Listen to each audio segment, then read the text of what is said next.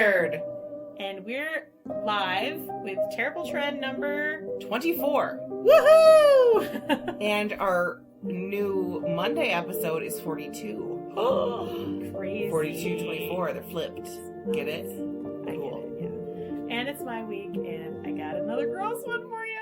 Oh, I can't help just myself. so happy to hear that. And I love when you traumatize I me. have one that's even grosser than this, and I'm holding it in my back pocket. It's like when you play Apples to Apples or like Cards Against Humanity and you have that one card. And you're just like, I can't wait till Margaret pulls out something I can use this for because I know she's going to think it's so gross yet hysterical. And she'll pick it. And I do. We always win because we pick each other's stuff every time. Because we get each other. We get each other's humor. Sick humor. Twisted humor. Yes. Okay, so we are going back in time a little bit. Quite a bit. Oh, good. In early Arabic medicine, they used something called Mummia, which is a semi-solidish, sticky black substance that came from petroleum. And they used this in poultices and as antidotes to things. Okay. So, fast forward a little bit in time. We're going to the 11th century, and it started being misidentified as a different substance. They were starting to call something else Mummia. Oh, no. Spelled differently. And this is a dark, resinous substance found in the head and body cavities of ancient Egyptian mummies. No. Yes. I don't want to know We're what talking happens. embalmed bodies. No. And this substance was called Mummia, or Mummia, and it eventually, Mummia was any part of a mummy would be called Mummia. I don't like this already. In a London pharmacopoeia from 1747, it was described as tasting acrid and bitterish. No. Why are we tasting it? Ew. Why are we tasting it? Ew. In my notes. With an exclamation point. Ew. The substance was most popular in England, or Europe. They liked it in England a lot. In the 15th and 16th centuries. Great. King Henry used it. When you say used it. Ate it. Oh, God. Paracelsus, your favorite Paracelsus always shows up, doesn't he? He described it as, in quotation marks, the sovereign remedy. Mm-mm. They believed, or he believed, this time period, that the body's spirit could be physically distilled, the quintessence, and that this quintessence could cure anything. He distilled the body. No, that's not a thing. Even though there was no proof that it did this, this is what they all believed. They just made shit up all the time, didn't they? Yes. Well, the spirit, you can't, see it physically. So, if we take this body and we cook it and skim the top off and eat it, that's the spirit. It's the essence in there. No. They claimed that this mummia could cure or treat the following things. Oh, goodness gracious. Ulcers, tumors, spitting up blood, bruising, gout, plague, poisoning, ringworm, and migraines. Couldn't whatever that stuff was last time you did one do all that stuff too? Probably. What was it called? The hangman's Calomel? No. Calomel? Calomel. Calomel did the same thing. Poultices containing mummia were used for snake bites, syphilitic sores, headaches. You gotta put syphilis is always in there. Syphilis is always in there. Jaundice, joint pain, and epilepsy, because everything cured epilepsy. All these weird drinking gladiator blood is what you did if you got epilepsy. Hangman salve, slap it on your epilepsy. Yep, why not? This started this whole premise, and the fact that everybody needed mummia because it cured everything, so you got to get your hands on it. Right. This started a raid of Egyptian tombs, so they're like, we need to get more mummies. They probably ate famous mummies.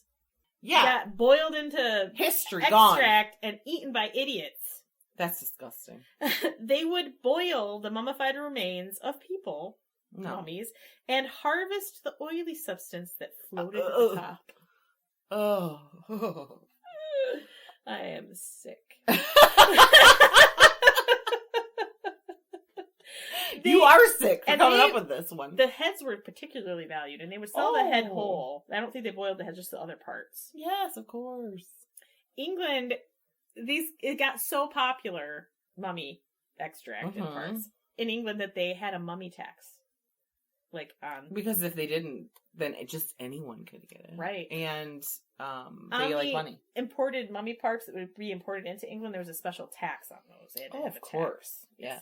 Hundreds of pounds of mummy parts were sold to London apothecaries. Pounds. And they're not going to be that heavy. They're dehydrated. Right. So that's a lot of effing mummies. How are there that many mummies? How are there mummies left? There's so many, like all these famous pharaohs. They can't find their bodies. It's probably because they ended up getting cooked. They got ate. They did. Just so disgusting. That's cannibalism. If you ask me. Like gross. Even gross because it's rotten old cannibalism. Yeah, and who knows what they died of to begin with? I know. Yuck. I don't like it. Nope. It's like eating beef jerky, but you just boil it and skim the whatever comes off the top. Eventually the mummy parts were getting scarcer. Oh, yeah. Because, they're like, they had to find them and dig them up. Harvesting mummies isn't easy. Right, it isn't. It's hard. It's a hard, dry, sandy job. Counterfeits started to show up. You're like, what is a counterfeit mummy? How does one accomplish that? The bodies of beggars, lepers, victims of, plague victims, they would be scavenged, stuffed with herbs and resins, and baked or dried in a furnace. And then they'd dip them in pitch and then say, here's your mummy. This person died of the plague, but here you go. Make the essence from this dead corpse that we just dug up. Oh my god. And baked in an oven. Let's just shove his body full of herbs and stuff. No one will know the difference. And a lot of people didn't. Probably just like a turkey. You stuff it with some herbs. And so thankfully this practice ended in the late 18th century. Oh, good. Yeah. Late 18th century, as knowledge of medicine and anatomy started to improve, and people were just disgusted by it, I think, because you're basically eating essence of human. Not so good. So, rewind. What made them think to try this? Paracelsus said. Yeah, but why did he think that? It has a lot to do with how they viewed the human body and how it would heal. They thought people had humors. And you're sick because your spirit isn't in alignment. So to get that into alignment, we'll take the quintessence from someone else, which would be their spirit, which is distilled into this little bottle. Right. And you can eat that and it'll fix you. Okay, but what made him think mummies? It's probably because this, originally, the Arabic medicine, they had that mummia, which was actually it was a sticky resin from, it was a petroleum thing that they used in poultices and stuff. And then people discovered mummies, and they have this sticky, dark resin inside their body cavities, and they thought it was the same thing. And I think it just got the telephone game type of thing. So dumb. Lost in translation? Yeah, but I guess you have to get the sticky part. So, just a normal dead person's not going to give you that. Right. So they thought they had to have that sticky black. Well, they found this mummies, and they're like, oh, these mummies are special. What happened? And they're looking, if you're alive in the 11th century and you find this mummified body, that's something magical. How does that happen? This person was special. However, they are looking like jerky. Maybe you don't want to eat it. Maybe it's a bad thing. Definitely. But no, let's poison ourselves. Let's give us lots of enemas. Let's stick leeches all over us. Let's put mercury up our butts. Wipe dead man's grease on us. Let's take gladiator blood. Let's do skin. Let's blow and smoke put it on our goiters. Asses. Let's blow smoke up our asses. Let's try anything to cure syphilis. And make sure our uteruses stay where they're supposed to stay. No wandering uteruses. Wandering around in there. Yeah. There's a lot. There's so many ridiculous things, and it makes you wonder, what the hell, man? And I always say this, I know I do. I want to know in 60 years, 100 years from now, what they look at we did, and we're like, they're the dumbest people ever. Why would they ever do that? I can mock this because I do this as part of a living. They took fine filaments of plastic and glued them to their eyelashes? Why would they do that to themselves? Right. Yeah. Well, because by then they'll be like organically growing them out of your eyylid. You'll be able to harvest your own. You could take to you grow hair all over your face. Eyelid covered with eyelashes. It's called, you have furry eyelids. All up to your eyebrow. Yeah. It's all hair. Hey, you could dye it. You could shave it. Shave it. Wax it. You could put little patterns in it. Shave like lines, like when you get your hair down, you get lines. I should do that. You should.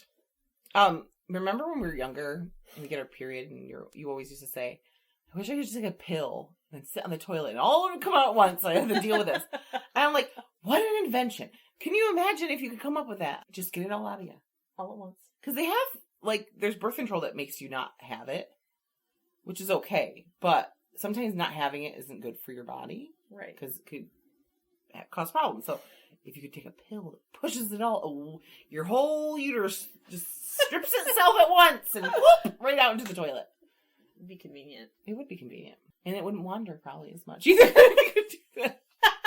I don't know what made me think of that, but you said a pill that'll help it, and it made me think of you saying that when we were younger. Oh, how you wanted to take a pill just so you have your period all once in the toilet. Actually. I was miserable. I was a queen of cramps. The queen of cramps. The queen of cramps.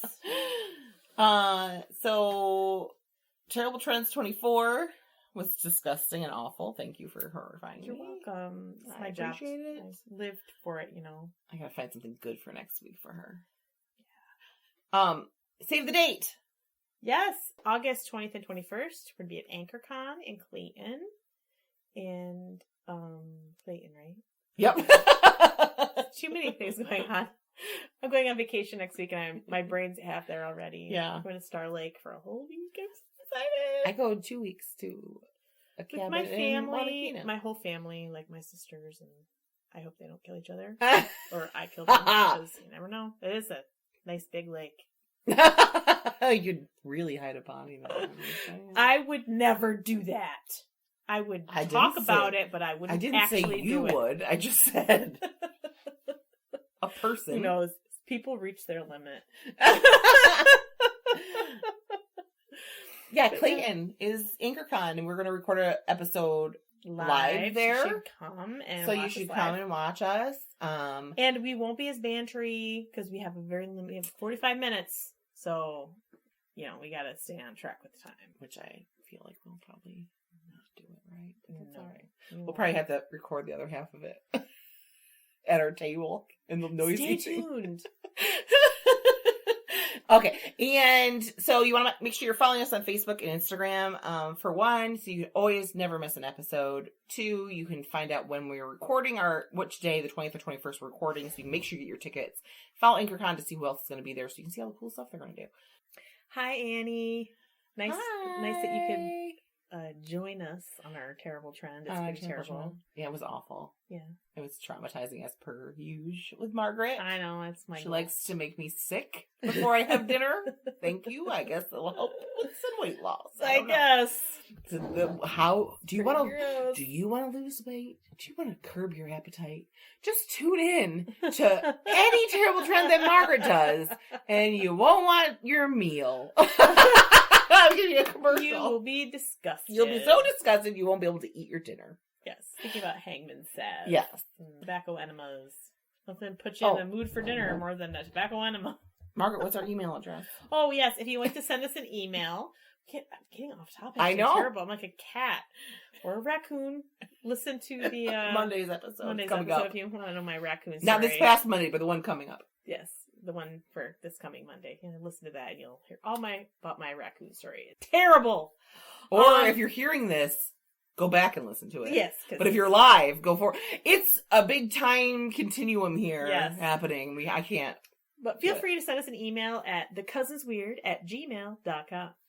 And if you want to support our podcast, number one thing you can do is share on social media. Share us out there for the world to see. And like us. On whatever podcast platform you listen to us. Like us and subscribe to us. Yes. Please. But you also can become a Patreon with us. And it's patreon.com/thecousinsweird. And for $1 a month, become a freaky friend.